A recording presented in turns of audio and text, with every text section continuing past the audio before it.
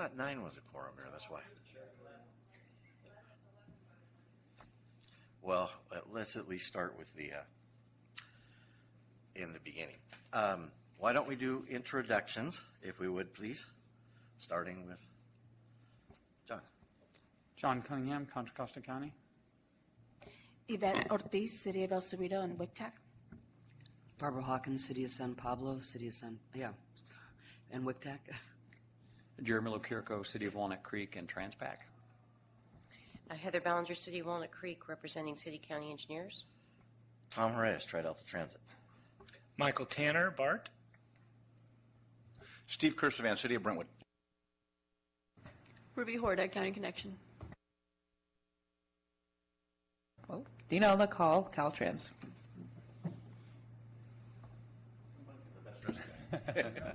Dave Otten, MTC. Those in the attendance, in the audience? I'm Dylan Grabowski with Caltrans. Jake Dukier, City of Lafayette.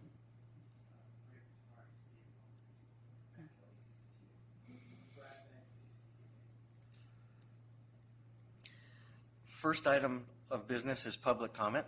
Is there anyone who wishes to speak at this time? Seeing none, there is a summary of actions that needs approval. I move to approve. Second. All in favor? Aye. Unanimous.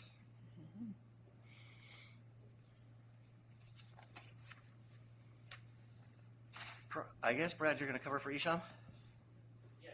All right, project monitoring is up, first item of business. Oh, I'm sorry.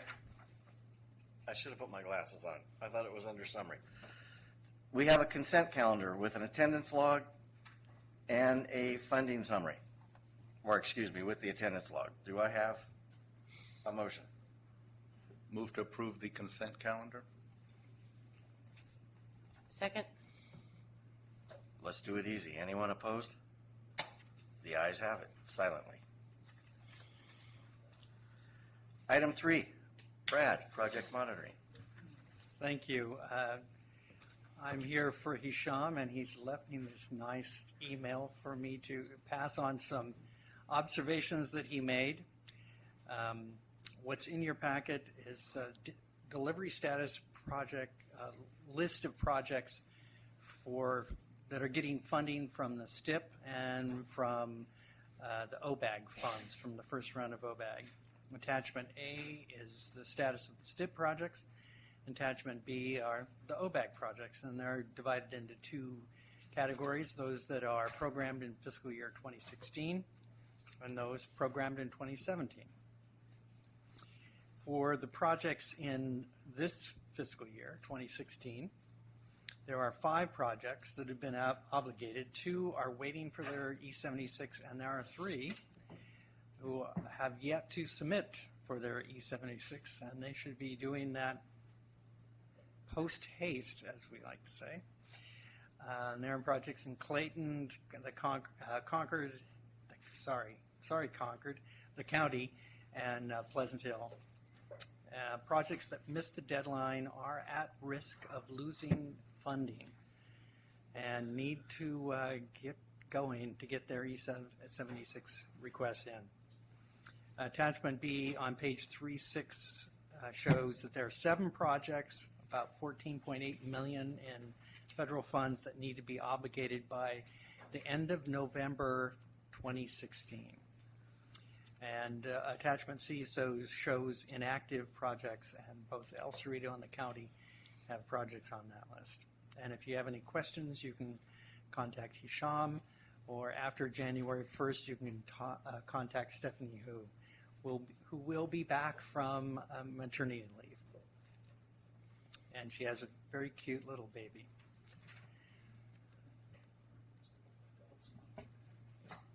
Any discussion? Anyone willing to lose their funding? Thank you, Brad. We'll move on to item 4. Approval of proposed change to Measure J calendar. Matt, are you going? Yes. That's me. Thank you, Chair. Good afternoon, members. I am here to present the calendar year changes to the calendar year 14 and 15 Measure J Growth Management Program, or GMP, compliance checklists, and this would be for the allocation of fiscal years 15, 16, and 16, 17, your return to source funds on the local streets maintenance and improvement. So basically, as you know, every 2 years we submit a checklist, and following the following June or July 1st, you can start submitting your checklist for your return to source funds. I'm sure you're all most of the cities here, anyway, are familiar with the GMP checklist. It's what you fill out to get your 18% return to source funds. So I'm sure someone in your city is familiar with it, if not you directly.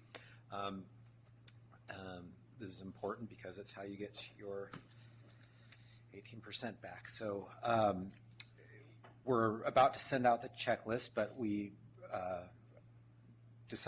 we're proposing adding one new question to the checklist this time around, and that's what's before you today. The new question is related to a current requirement, but something that's not part of the checklist. It's the local streets maintenance audit form, which we ask you all to fill out. Let's see what's in the packet here. So in your packet, you'll see what we've traditionally sent out after the checklist, starting on page 416. We send out a cover letter signed by Martin, and then on the back of that, page 417, there's the actual LSM reporting form, where we ask you to list your expenditures by category. Categories are local streets and roads, GMP and compliance, transit capital and operations, trails, parking facilities, and transportation demand management, and TSM. And basically, that's where you kind of summarize all your expenditures using the Measure J funds. And you submit that to us. We also, on the next page, well, in the transmittal letter, we ask you to provide description in addition to the financial summary.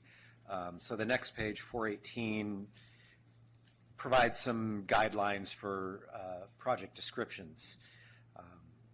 In addition to this time around, we're asking for actual metrics to be provided instead of just a written description like we paved North Main Street this year from here to here. We're going to ask for the paving job on North Main Street laid down 2 lane miles of pavement, or 10,000 square feet of slurry seal. Something like that, something that we can quantify. Instead of just being descriptive, we want a quantification of what was done. And that so the authority can report out to our constituents, this is what Measure J has provided for the county. We provided, 100 lane miles of new pavement, 10 lane miles of new Class 1 bike paths, things like that. So we're looking for something just a little meatier than what has been, and we get a variety of responses. Some cities actually have provided those metrics before, and that's kind of where we went through all the checklists or all the LSM audit reports and said, okay, this is what we like, this is what we don't like, and there are some that are actually submitting those metrics, but a lot aren't. And so what we are planning to do is put together a Excel file that's formatted by us, and that will allow you to just fill in the fields with whatever types of metrics you might have.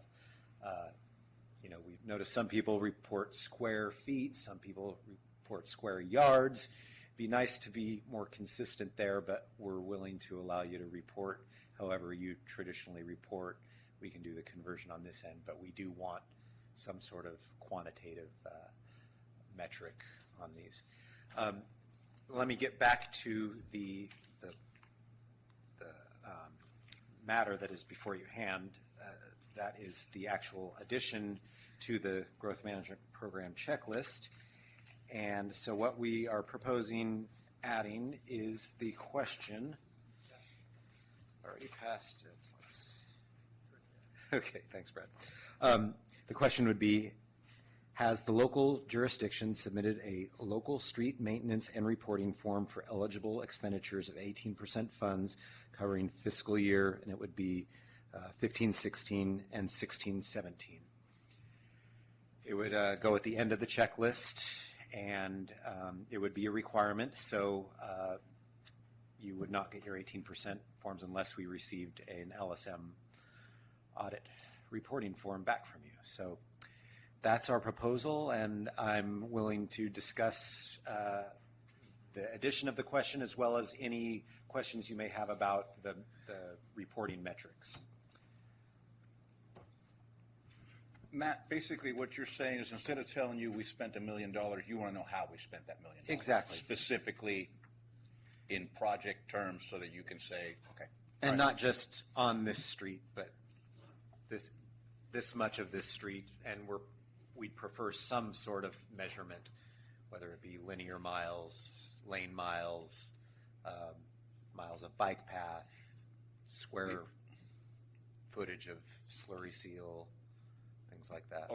Okay, specifically slurry seal. Okay. If I tell you we did X 100,000 square yards of slurry seal, do you want a street list? Yes.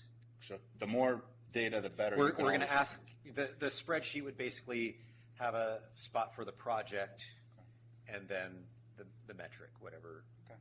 With a list of the streets. With a list of the streets. Okay. So for Main Street, the metric. For Geary Road, the metric. Yes. So sometimes when we do our slurry seals and our resurfacing work, we don't do both lanes or both sides of the street, maybe just 2 lanes in one direction.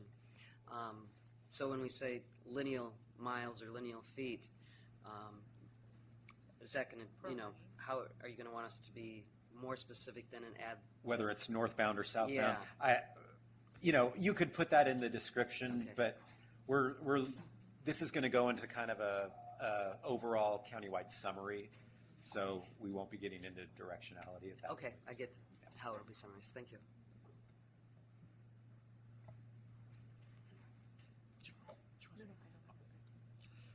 No other discussion?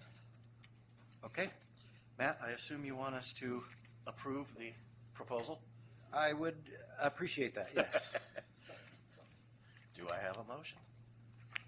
I'll move that we approve the proposal as proposed.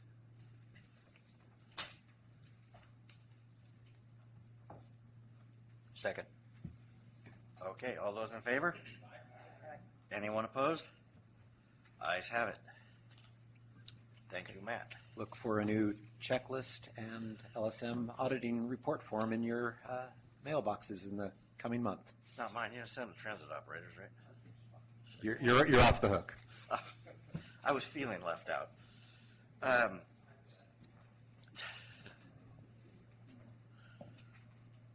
Brad, go ahead with item 5, please. Thank you. This is an update on the upcoming One Bay Area grant, the second round, OBAG 2, and Measure J call for projects. MTC approved Resolution 4202, and what I put some handouts at the front of the room that contains some attachments to the memo that's in your packet. And one of those attachments is Resolution 4202, which is the resolution as of now. There are likely to be some changes, which I mentioned in the board packet. Anyway, the resolution contains their programming and project selection policies for projects that are going to be funded through OBAG 2. At the same time, we, the authority, are looking at releasing a call for projects for the Measure J programs 12 and 13, the TLC and the pedestrian, bicycle, and trail facilities programs. So one of the things we would like to do is to send out information, since we have more time than we thought, send out some information to the jurisdictions, to the public generally, letting everyone know that we are going to be doing these calls for projects. I want to hear what they see, everyone sees as important kinds of projects that could be funded through these different programs, what the needs are on their communities that these programs might help meet. Originally, the schedule was going to be that we would release the call for projects early in the year, in January. Resolution 42 made a number of changes. One of them was that because a couple of jurisdictions in a different county hadn't done their housing element, and because there's some housing displacement policies that MTC agreed to consider. We have no idea what those policies might be and how they might affect the call for projects, but MTC, to address those issues, decided to hold off on the requirements that they placed on us, so that the OBAG list of projects will be due from us and other CMAs to MTC in January of 2017. So that's a long time from now, but that does give us a chance to publicize the process and to give you a little more time to put together your applications. So what we're asking today is to recommend that we release the memo that's included as attachment A and release it to the jurisdictions, to the RTPCs, and to community organizations for their comments. We're assuming that right now that the schedule would be that we would release the call for projects sometime in April, we're hoping. One of the tricky things I mentioned about the delay that MTC had is that we still have to use the factors that we used in OBAG 1 in OBAG 2. They're slight changes to it. But one of the things that we don't know what the requirements are going to be, but MTC agreed when they adopted 4202 to look into adding housing displacement as one of the factors that we need to consider in selecting projects. We don't know how that's going to work. I'm going to be checking on that, trying to see what direction MTC is going on that. But it could be that jurisdictions have to include in their housing element certain policies before they can get the money, or that they have then they'll get more points in the scoring. It's not clear what direction they're going to be taking. It's not clear what housing displacement policies means, and whether the policy you have meets that requirement. But it is something they will be considering, we think, in February. So we should know in February or March what direction they're taking. In the memo goes through the three programs, the OBAG 2 and the two Measure J programs, the amounts of monies that might be available. OBAG 2, they're eligible project types. They're the same types that we had last time with one addition. They can fund planning and outreach, local streets and roads, bike ped, TLC, safe routes to school, priority conservation areas, and federal aid secondary. Now, two of those programs, there's a certain amount of money set aside for that. Safe Routes to School will have money set aside specifically for it in LBAC 2, so you have to subtract that out. Federal aid secondary, that goes directly to the county for rural roads. Didn't have that in OBAG 1, we have it in OBAG 2. It's about 1.3 million, if I remember correctly. 1.343. So the OBAG 2 allocation in 4202 was 51.46 million that would come to Contra Costa. Taking out about 10 million for these other required components, leave us about 4.7 million for allocation. Apparently, the FAST Act, which Congress just adopted, will give us some more money. We don't know how much more money yet, but these numbers could go up. It's about 55% STP and 45% CMAQ. The planning and outreach and the federal aid secondary, that's going to be STP funding. The CMAQ money can't be used for those. So the Safe Routes to School, some of that's going to be, some of those projects would only be able to be funded through STP and some through CMAQ, depends on the project. So we're not sure exactly how much money would be available for STP and CMAQ, and that's an issue. Then there's the priority development area issue. We still have the 70% requirement that 70% of the funding has to go towards PDAs, either in or in proximate access, providing proximate access to PDAs. We've listed in the memo what we used last time to determine proximate access. And then I've also listed the factors for selecting projects that are in 4202. They're similar, almost identical to what was in OBAG 1.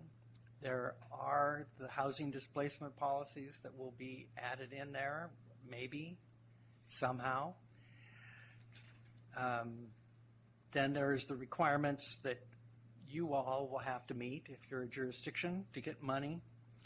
There's the complete streets requirement, whether you have to either have a complete streets resolution or to have updated your general plan after January 1st, 2010 to comply with the Complete Streets Act.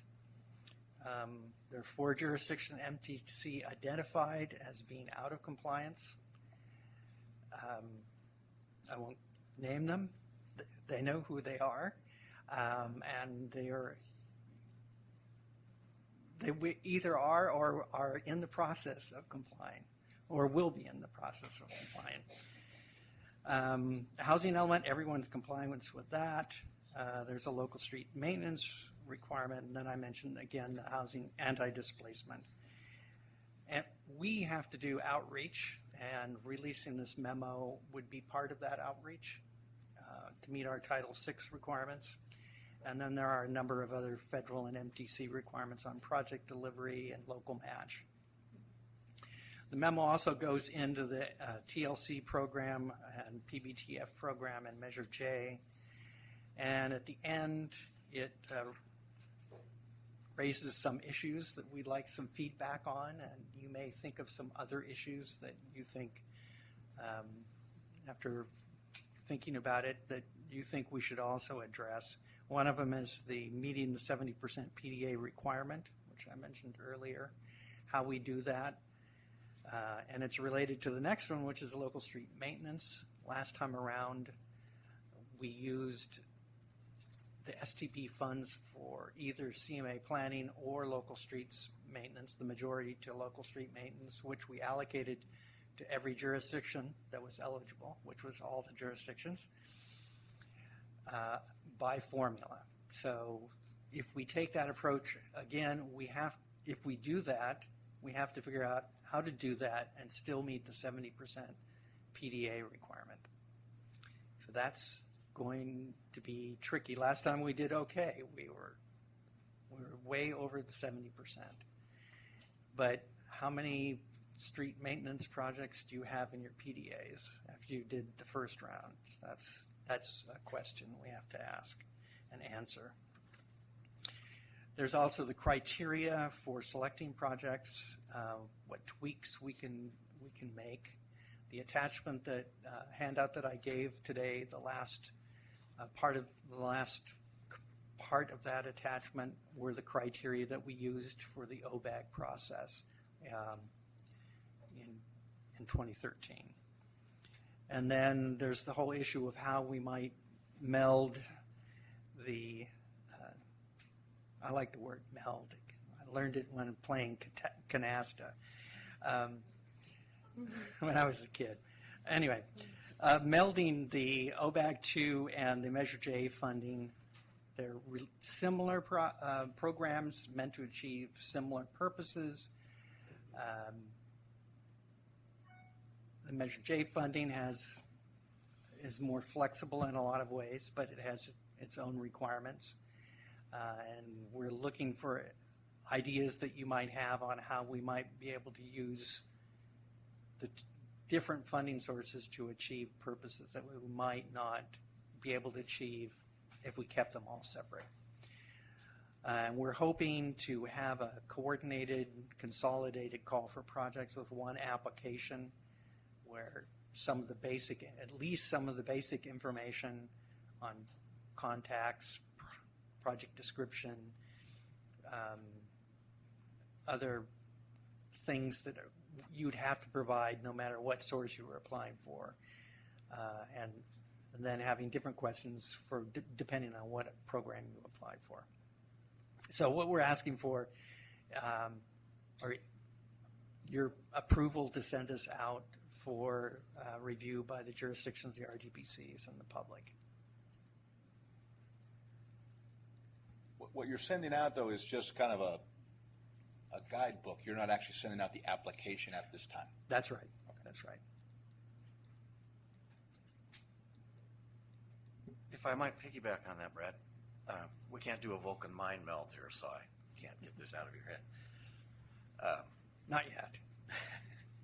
The housing displacement, which you speak of as being somewhat nebulous at this point. Two questions. What would you say to the RTPCs about that? And do you really see it applying in our case? And considering what I've heard the background is in my own world, is not, I guess I don't see it as being real applicable to much in the county. So.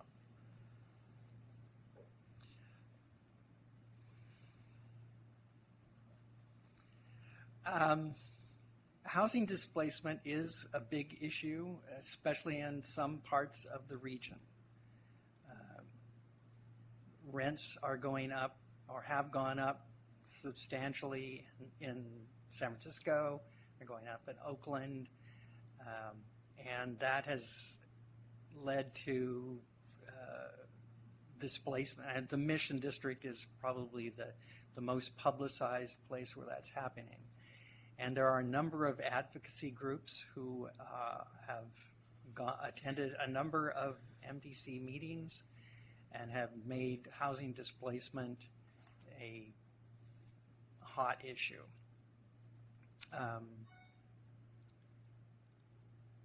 Whether it's a hot issue in all parts of the region, it's not as big an issue in Antioch, say, or in Dixon as it might be in San Francisco or Oakland or Berkeley. But it is a regional program, and since it's an issue in some parts of the region, it's likely to get melded into the OBAG 2 program. Now, what that means, I'm not sure. At least one group, or actually it's a group of groups, has sent in a letter to MDC, and in the letter they went through a long, they include a pretty detailed listing of the different kinds of policies that are in different jurisdictions in the region, and saying that some of these policies should be included in every housing element in every jurisdiction. It's likely, I think, that there'll be a push to require that every jurisdiction that receives OBAG 2 money include those in their housing elements. Whether MTC itself will adopt policies that are that stringent, I don't know. They may only say that if you do have those policies, that your project gets more highly rated. Or maybe they won't adopt any housing displacement policy and they think it's too big an issue. But Resolution 4202 says that they're supposed to consider the issue. MTC staff is supposed to bring forward proposals in February. Other questions? I guess I could chime in here with a little bit of background, maybe add to what Brad said. Just to give you all a little bit of perspective, displacement has become one of the most talked about issues at the regional level in the last year. I would say it wasn't that we as planners weren't aware of it, but it is now something that is being considered not only on the planning front, but also on the programming front. You can see it here with this OBAG proposal. Our policymakers have said time and again they want to do something about it. I think that's why they did punt on taking an action until February of this year with an actual proposal, because it really is hard to identify what that might be. But they are interested in perhaps tying some funding to policies. Now, the stakeholders that Brad spoke of, they would disagree with the assessment that it is a mission district only issue. They often cite Concord as a place that has had issues related to displacement, people being pushed even further out to the east. Another thing to keep in mind is it's not just the housing side of it, but the same stakeholders are interested in transportation issues for the displacees, or I guess the displaced, the people who have been pushed to the east. And they often cite places like Antioch as examples of places that need more transit or other types of programs for lower income folks who have been moved to those locations as a result of pressures in the inner core of the Bay Area. So there's a lot of factors at play, and I think I don't work on the OBAG program per se, but there are people thinking about proposals for this.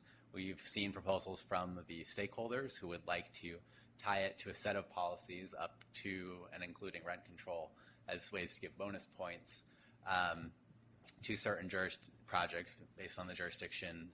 There may be other ideas on the table as well, and our policymakers may or may not choose to adopt any of those. But pretty much across the board, it's not just the inner core members of our commission. It is almost all of them that have expressed strong concern about the issue, and I expect you'll see more on this in next year. So that's just a quick overview. Is that money, is the money or the direction going to be applied towards transportation only? I kind of heard rumblings about applying some of the funding towards the housing components of it. Well, a lot of our funding can't be spent on housing in any case. The federal funds they have to be spent on transportation. But there's also interest from our board members about what we can do to actually build housing and deliver housing in the area. And so I think when we're looking at OBAG, it's more they're trying to tie transportation funds to encourage housing. But there's certain limited discussions, and there's going to be a big regional forum in February about housing in the Bay Area run jointly by MTC and ABAG, which I'm sure that sort of topic would come up, some sort of regional housing trust fund has been floated. A couple of comments. One, so the policy that for the housing displacement started in San Francisco, affecting East, but the San Francisco area, they receive more funding than the people on the East. They feel actually suffering from that. So, but now it looks like we're going to be penalized even more. We're having even more restrictions on our funding that's going to the East versus, the ratio is going to be the same, right? There's not going to be any changes for funding extra for the people that gets affected by the displacement. Well, as of now, there's no policy to discuss, and I certainly don't have the details on that. So I think we're all just going to have to wait and see and what comes out in February. Okay, thank you. Brad, I just have a quick question about the timing. So you say, so we're looking at probably obligation and for the funding in like spring of 2017? Am I looking at this correctly? What? You said MTC are not going to be acting on these grants receiving from us till January of 2017.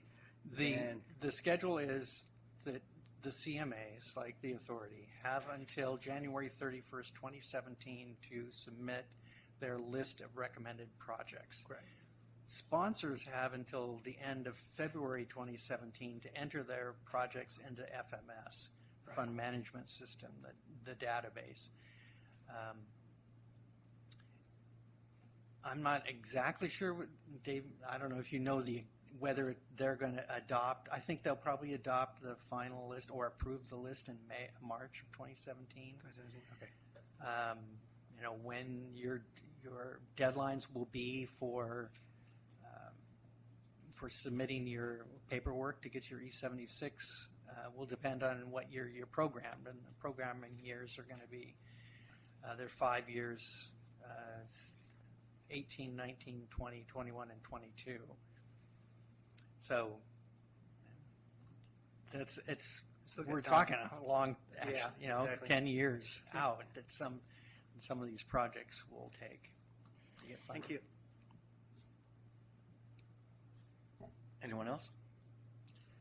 Well, the authority is seeking our consent to distribute this information to the RTPCs. Do we have a motion?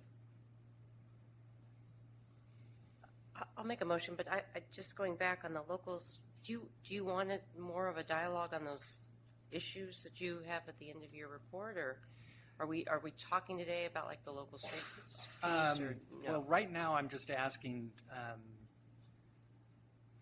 since we have to have the PC packet ready tomorrow before our Christmas party and before I leave on vacation.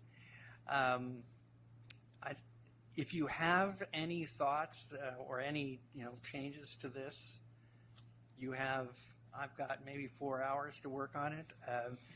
But if you read through this and have other issues, and if you actually, I'll look through this and see if you see that it needs to be a little clearer that we're trying to get feedback from you in the next couple of months on these issues.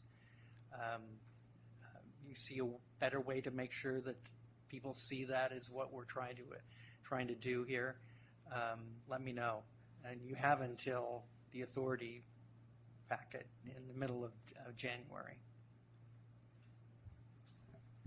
Sorry, no motion was made. But Brad, what's the role from here for the OBAG working group? I know we met once. I was assuming we were meeting again before this would go to this step. But well, we wanted to get some information out. I'm going to set up another meeting probably meet more than once going forward. One, as soon as we get some idea about the housing displacement issue, get some direction from MTC, and then once we get feedback, then there'll have to be another meeting so that we can get the actual packet of application, the call for projects put together. So I want to use the working group as a way to try to take comments that we get and incorporate them into a new call for projects. Anyone else? so just to be clear, I mean, before the guidelines are released, I mean, we'll get the working group will meet again prior to that. Before that call for projects goes out? Yeah. Yes. Oh, yeah. Okay. Thanks. Sure. More than once. Good. I was just going to say I would support a little bit more clearer direction in your attachment as to what kind of feedback you're looking for from the jurisdictions once they receive this. Obviously, some of the things, it mostly appears to be kind of a heads-up memo, but there are some new ideas, policies that are being proposed in here that may take some jurisdictions by surprise. And so I just think it would be good to at least give them a heads up, even though there's still some discussion from MTC level that this is pending. And that way we're not we're not scrambling at the last minute to try to make sure that we can accommodate this before we submit our projects. So I would just request that if you have a deadline on here, or if you have very specific questions or considerations that you would like feedback on, that would be great. Heather, did you want to weigh in? I just wanted, sorry to keep going back to the local street piece, but the proposal is to still keep that the same way we did with OBAG 1, right? I mean, that, or not? Well, that's an issue. I mean, Okay. I see one of the potential difficulties, and maybe it won't be, but a potential difficulty is that if we go that route again, and there's definitely a need for local street maintenance in the county and the region, if we go that route again, how are we going to meet the 70% PDA requirement? That's the trick. And maybe there's a way that I don't know how to do this exactly, but you fund everything that's PDA compliant, and then anything, the rest of it can go to street maintenance, the outside of the PDAs. That can end up being complicated because we don't know how many requests there are going to be, and maybe it won't be by formula because it can't be. Alameda, when they did OBAG 1, they said, okay, 70% of the funds are going to go for PDAs. And then we're going to spend 30% on local streets. And that's all going to be STP money because you can't use CMAQ money for street maintenance. They have many fewer jurisdictions than we do. And they have more money. So it's a little easier to give out money by formula to a larger amount of money to a smaller number of groups and still have viable maintenance projects. We've got 20 jurisdictions, and if we've got 41 million, 30% of that is 12 million divided by 20 jurisdictions. We're not talking. Some of the jurisdictions are pretty small. They're going to be getting $10,000 for a maintenance project. It's not worth it going through the federal process for a $10,000 project. Besides, there's a $500,000 minimum in the OBAG, which I think I mentioned in here, but can't do it. So there are all these different pieces that have to be fit together.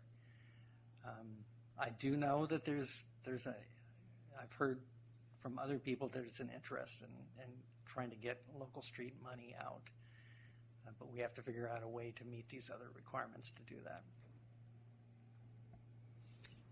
So if I understand you right, it could be, so it's region-wide, so a couple agencies may have 100% of their monies applied towards PDA areas, which then would meet the requirements for the region.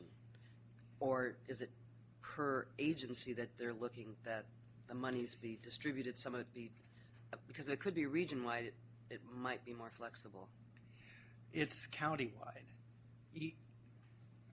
The big counties, Alameda, Contra Costa, Santa Clara, San Francisco, San Mateo, have to put 70% of their share of OBAG funds.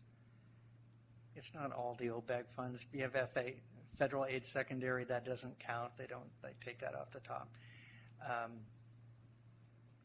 And they assume the CMA planning is 70-30 split already. But the total of whatever's left is 70-30. And it's not, one jurisdiction can do 100% outside of a PDA. Like if we give money to Clayton or Brentwood, there is no PDA in Brentwood, or if we give any money to Danville or Clayton. None of them have PDAs, so none of it is going to be counting towards that 70%. So there are all these little pieces. It's kind of a nutty. It's like a Rubik's Cube in a way.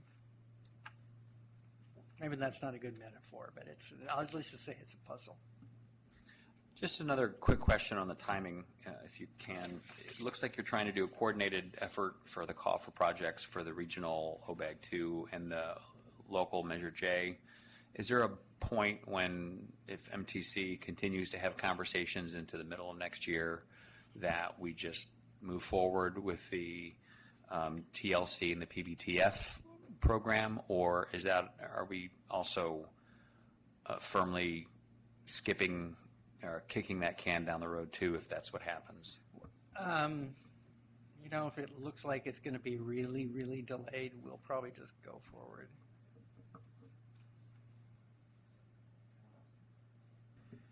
I know that Heather started a motion, but I'm thinking that perhaps we want to amend it with Jeremy's request about definitions. Quit. Am I making the motion, or am I moving to second it as truthfully, amended? the rules of Hoyle are not my strong point. I'm thinking make the motion and we'll. Yeah. Those are card games. Okay. Okay. And Hoyle is card games. Usually. I will move that we recommend distributing attachment A as shown with the additional commentary and direction provided to the jurisdictions on deadline and specific questions asked.